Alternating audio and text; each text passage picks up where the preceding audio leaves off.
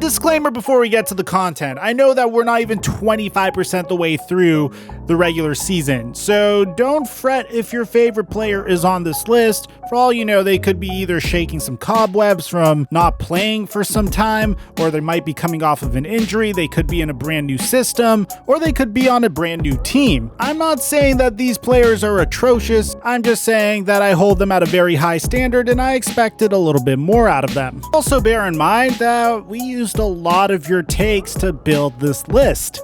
So make sure you're following us on Twitter and Instagram to have a chance to have your takes featured in our content. Now that we got all that out of the way, cue the intro.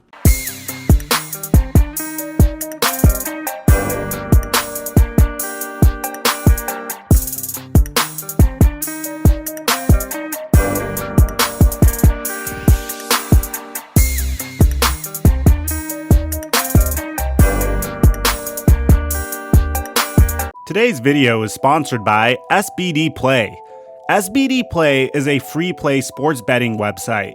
Each week, you'll receive $500 in virtual money to place bets on the NFL, the NHL, the NBA, and MLB contests where you compete against other people to climb the leaderboard. And the top earner of each week will win $500 in real money, and it's risk-free. It's free to play, but with $500 in weekly cash rewards. These are real odds, and it's not a fantasy league. Click the link in the description to sign up for SBD Play. SBD Play, real-time odds with zero risk. Mic check 1 2 1 2. What's going on, everybody? These are the most disappointing players in the NBA so far, starting with Kelly Oubre. Now, Kelly Oubre was acquired as a knee-jerk reaction to Klay Thompson unfortunately suffering a torn Achilles right as he was ready to come back from ACL surgery. And so far, Kelly Oubre has been more popular for the poor decisions he makes when he plays basketball than the good plays he makes on the Golden State Warriors offense. Now, anyone could go and look at Kelly Oubre's statistics and tell that he's not doing that well because he's only averaging a career low 12 points per game, 5 rebounds per game, and 1.3 assists per game. He's shooting an abysmal 23% from 3 while attempting the third most three-pointers in his career with 5.0. He's shooting 38% from the field. But that's before we get to his advanced statistics, and this is personally what I tend to judge a player off of. I know a lot of you guys aren't big PER people, but his PER is 10.1, which is the lowest of his career, but I tend to go based off of box plus minus. Now, for those of you guys that don't know, box plus minus is the estimate of the offensive points per 100 possessions a player would contribute above a average player, which is translated to an average team. And typically, if you are in the positives for this metric, then you are at least contributing positively to your team's growth and development. Well, Kelly Oubre is negative 4.0 on the offensive end, and he's negative 0.4 on the defensive end, which makes for a negative 4.4 total box plus minus. And to make things even worse, he's contributing negative 0.7 wins offensively and has a usage of a 21.9. Obviously, I'm going to stick up for Kelly Oubre here because he was considered to be a huge get for the Golden State Warriors. He is one coming off of an injury, he's in a brand new offensive system, learning a brand new scheme, and he didn't really have a lot of time to figure it all out. So I feel like if he's dedicated to his craft, really works on his shot, and learns the Golden State Warriors offense a little bit more and let the game come to him a bit more as opposed to just chucking up jumpers or being overly aggressive despite having Steph Curry on your team, then I feel like he's going to be okay. But for now, he has definitely disappointed me thus far. Now up next, I felt like I had to include him, otherwise Celtics fans would be upset. I'm going to include Kemba Walker. Now, it's very important that you know that since Kemba Walker joined the Boston Celtics, he's had a knee injury that was consistently bothering him. So the Celtics decided to try to solve this problem once and for all. My brother's in podiatry school and he actually explained this to me. Kemba Walker received a stem cell injection in his knee. He's only played 7 games so far, and in those 7 games, he's averaging 15 points per game off of 37% from the field. and 30% from 3. But the reason why I made this is he had this horrible 1 of 12 showing versus the Los Angeles Lakers on national TV.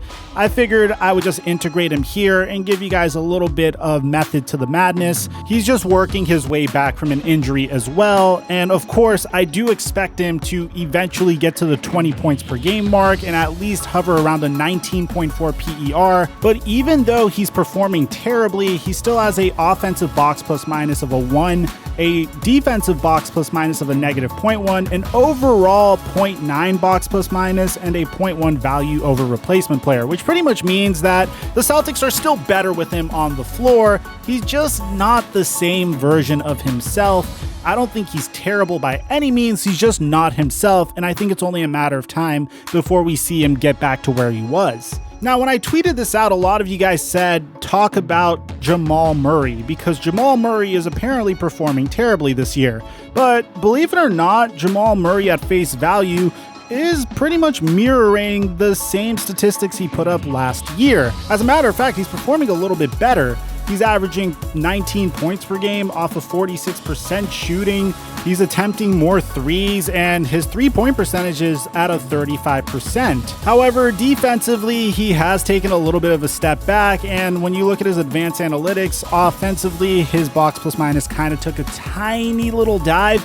But I honestly attribute that to the fact that this man went through 2 consecutive Game 7s and then made it to the Western Conference Finals, playing the most important games of his career just a mere 4 months ago, and he didn't really get an opportunity to rest. So he has been disappointing because we did expect him to take that next step. We expected to see this new Jamal Murray that had fire in his eyes and was a bit more of a dog, but I think as the year goes on and as he approaches more meaningful games, that version of Jamal Murray will come back. I personally just think he's a little bit fatigued. Up next, we have Russell Westbrook, who is starting to perform a little bit better, but I haven't seen enough games from him yet. He's only played 12 games so far, and in those 12 games, the Washington Wizards were notorious for how atrocious they've been. Analytically, Russell Westbrook has been a liability when he's on the floor by contributing -0.3 offensive win shares and a total -0.1 in offensive win shares. His PER is at the lowest of his career, and he's been playing the worst defense of his entire career. Now, this could be attributed to an injury and a brand new team, and I did make a video the other day about probably the most promising part of Russell Westbrook's game that could potentially save his career. He is currently shooting at a 36% clip from three-point land. Now, he's averaging 4.6 threes per game, which is the second highest of his career. And if this is a sustainable rate for Westbrook, then I'm not really concerned about him. This has always been a huge hole to his game, and if he's able to consistently do this, then I feel like the Washington Wizards will figure it out in time. On top of that, he's coming back from an injury as well, but there was a lot of hype around the Washington Wizards this offseason, and so far, in my opinion, they didn't really live up to the hype. They're higher contenders for Cade Cunningham and Jalen Green and Jonathan Kuminga than they are to make it to the NBA playoffs. Now, this list would be incomplete if we didn't talk about the main reason I decided to make this video, and that's Blake Griffin. If you look at his statistics, Blake Griffin is so atrocious that he is at the point of his career that if you looked at him play, he may be that veteran towards the end of the bench that will get like 5 to 10 minutes a game. That's how bad he's been performing so far. But bear in mind, Blake Griffin's only 31 years old. Take a look at this. He's averaging 12.4 points per game, 6 rebounds per game, and 4 assists per game off of 37% shooting, has a PER of 10, a total box plus minus of -2.3, and you can't help but wonder what's going on with Blake. Well, I'll tell you what I think it is. I think it's a combination of either his injury history, because bear in mind, this is a player that hasn't played a significant amount of games since the 2018 to 2019 season. He only played 18 games last year during the 2019 to 2020 season.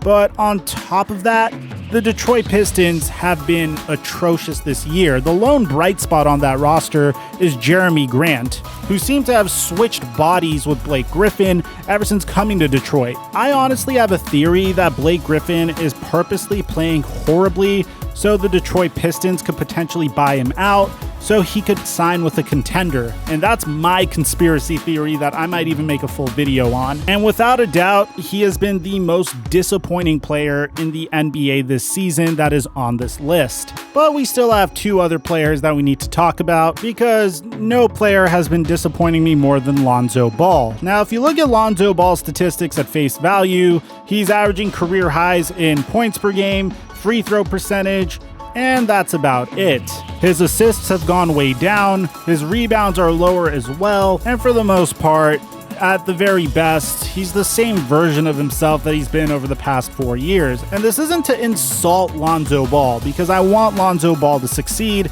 I don't even think this is necessarily his fault. I really think that Stan Van Gundy was just the wrong hire for the New Orleans Pelicans, and they took a huge step back from Alvin Gentry.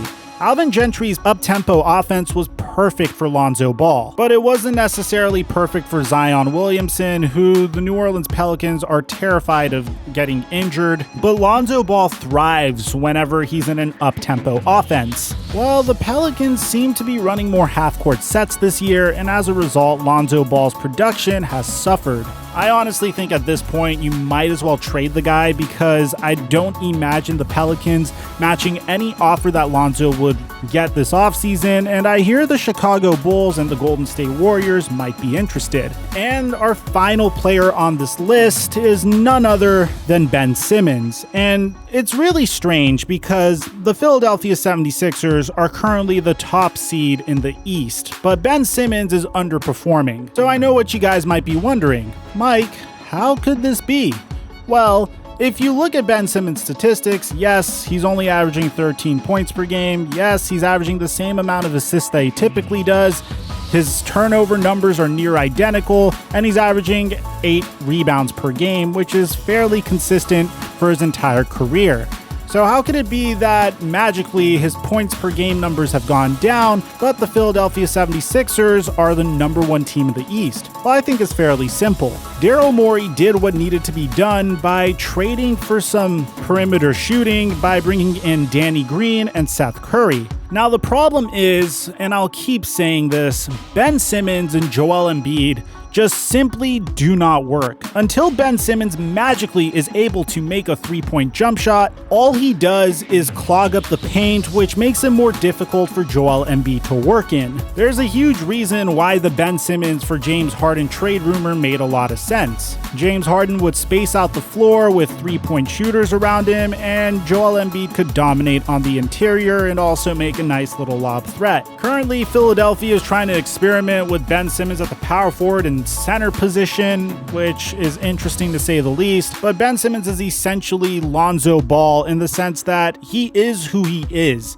There's no improving from here. He hasn't improved since the moment he got into the league. I don't expect him to improve anytime soon. His 3-point shooting hasn't even been touched throughout his entire career. He doesn't even seem motivated to try to change that at all. But hey, I could be wrong. I'm just some guy on YouTube that makes NBA videos. Let me know in the comment section down below what you guys think about this list. Aside from that, I'm your boy Mike, and I'm dropping our mic until our next upload.